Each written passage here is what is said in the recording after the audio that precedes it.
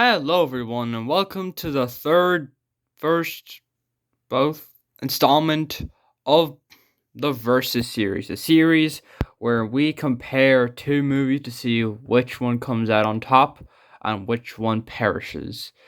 Our subject for today: Airplane versus Blazing Saddles. Which is better?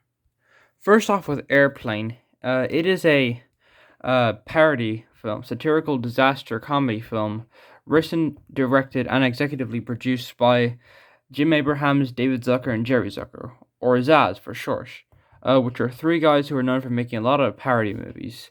And Blazing Saddles is written, co-written, and directed, and co-starring Mel Brooks, who is one of the most famous satire movie directors of all time, making tons and tons and tons of parody films, including Young Frankenstein, The Producers, Silent Movie, History of the World Part 1, Spaceballs. The list goes on and on and on. But the point is, these two are both parody films. Okay, this one is actually a parody, but the point is they're both satires. Really funny satires. I've both given 9 out of 10s. But the question is, which one comes out on top as the better movie? Not just for comedy, but for story, characters, and other things as well. Well, let's take a look. First off, the story. The plot of Airplane, or the basic premise, is based on the 1957 Paramount film 0 Hour, which is about Ted Stryker, played by Dana Andrews, who goes onto an airplane, but he's a former pilot who goes into an airplane with his ex-wife and his son, and discovers that there is a sort of illness on the plane, and the pilot is knocked out by the illness. So now he has to fly the plane with his Air Force experience, but of course he has PTSD from this.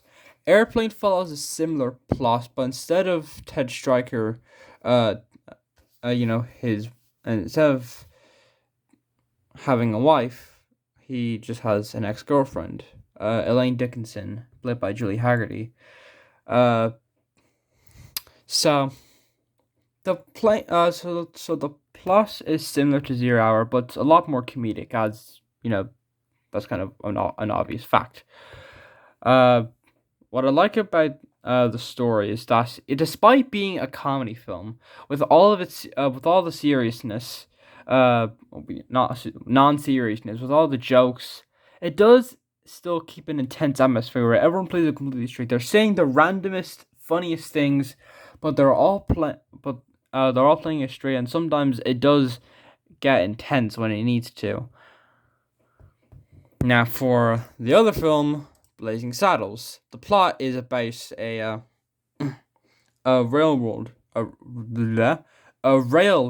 worker named Barsh, played by Cleveland Little, who is put as the new sheriff of a small town that's going to be destroyed by evil people. And he becomes friends with this former criminal named Jim the Waco Kid, played by Gene Wilder, and they become good friends, and they both team up together in order to save the town. Of course, still like Airplane, this being a comedy, it still has a very good, intense atmosphere in the fight scenes, which we'll get to the final fight scene because, oh boy, that's the real kicker. But I like the plot. It's not too complex, but it really shows how likable these characters are, and it's also a really interesting plot as well. Now, that would definitely fit in a western, albeit one for not so mature audiences. If it wasn't it didn't have an R rating due to all the N-wordery that's thrown around.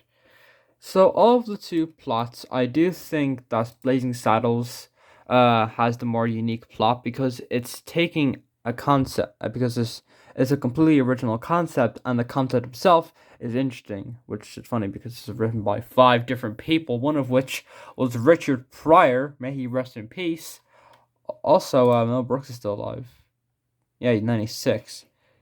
He's going to be 97 in a few weeks. Currently, that's 1.2. That's the wrong movie. Blazing Saddles. Don't worry, Airplane, you'll get a point eventually. Next up is characters.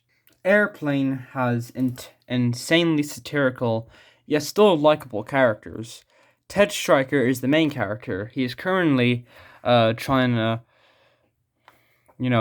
cure his own PTSD of fighting in the war. We don't know what war, but I'm just going to say Vietnam because there's a part where he says he hasn't flown a plane in 6 years. And considering this year's release date, and 6 years ago, at the time of this movie's release was 1974, I'm guessing it was the Vietnam War. But again, he did say he was going to India, but how am I to judge a guy like that? But yeah, Ted Stryker is the main character, and I like his arc of him trying to cure his PTSD, even though it's flying a massive commercial airliner with many people on board. That if he doesn't get this plane to safety, a lot of them will die. Then there's Elaine Dickinson, his ex-girlfriend, who is currently not very sure about their relationship, and she's a stewardess on the plane, and she helps him fly the plane. Even and I like their dynamic, and it's nice to see them get back together. Anyway, enough about them. Now some of the characters you really care about. Dr. Rumack, played by Leslie Nielsen, the funniest character in the movie due to how completely nonsensical he is with the straightest of faces. I like Dr. Rumack as a character. Not only is he a really good source of comedy, but he does care about the people around him, and plus he delivers a speech that helps Ted gain his confidence back when he's at an all-time low. And then there's Clarence Over, the pilot, who is a pedophile in the making, or no, not because he's in the second film, which we will not mention the second film because the second film is an overtly massive piece of crap. That is nothing compared to this movie, this fantastic movie. Second one, Score itself it's not getting a video. It's the worst film I've ever seen. Period. There's Steve McCroskey, a guy who runs the Chicago station for airliner things, and literally takes more and more drugs as he goes on, and just gets completely high off his ass by the end and jumps out a window. I mean, as you do. Then there's Rex Kramer, who is Ted's old instructor during the war. And there's tons and tons and tons of more characters, but these are really likable characters. They do care about the people around them, even if they are very cynical, and they are genuinely nice people. Anyway, on to Blazing Saddles now. These these are really also likable characters. You got Barsh, or Sheriff Barsh. He is the sort of the one who gets called racist names. He's black, so of course he's called the N-word a lot. So of course he has to overcome this by getting the respect of the people. Then there's Jim the Waco Kid, a former criminal who is down in his luck and starts a friendship with Barsh.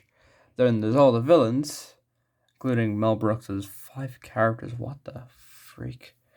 There's lots of characters. I saw this film back in February, but I gave it a 9, and my opinion still stands. I didn't really have time to rewatch this, but my point is, the villains are also really funny, and they are very good villains, even if they are very bumbling. Then there's Mel Brooks's character. Well, one of them, William, the governor, who is not very respectful of women. That's all I'm going to say. He's hysterical, just like every other character in this movie. If I had to say which character which cast of characters was better, I would say that I do think the characters of Airplane are better because with Barsh and with the characters in here, yeah, they're very likable, but they're not as fleshed out as the ones here. We do get a lot of their backstories, and they do, uh, and they have done good things in this movie. So that's another, that's a 1.2 Airplane for now. And finally, there's direction. Of course, the thing about Airplane that really makes it unique is that it's directed by 3 people. Directing a movie by one person is hard, but 3 people? Wow. Wow, that's the ooh. Yeah. It's written and directed and executively produced by 3 people. And the same 3 people at the same time.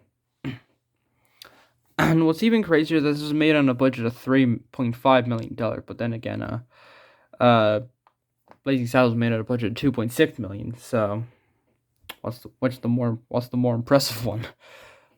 My point is that the way the characters are directed is that they have to act completely serious in this comedy film. I mean, this is the poster.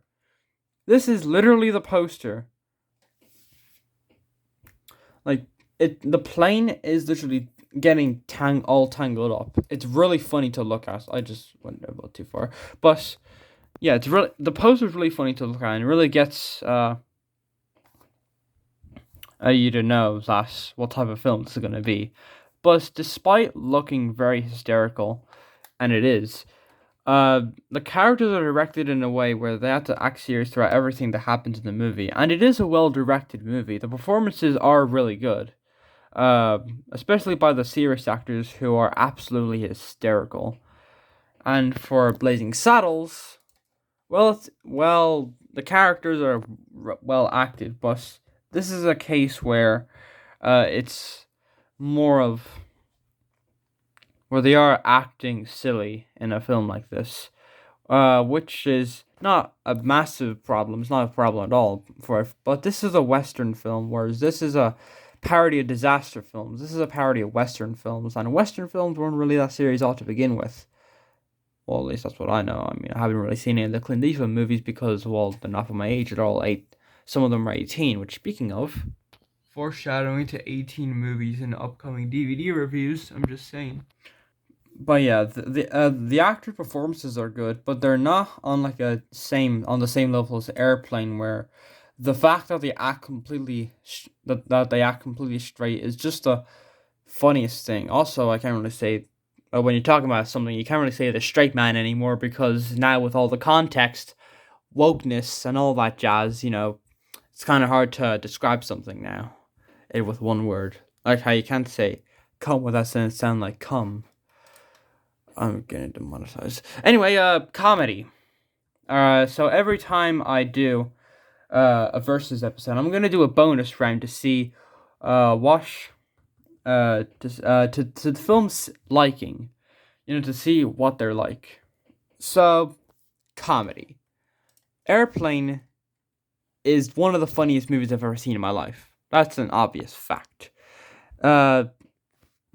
It has all types of humor: surreal humor, slapstick, visual puns, verbal puns, gags, running jokes, and my favorites, black comedy, dark comedy.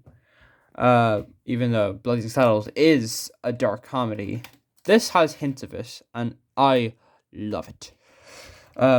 It has every type of comedy you can think of, and it's all hysterical, from running gags to puns. Everything you can think of is here, and every single bit of it makes me laugh.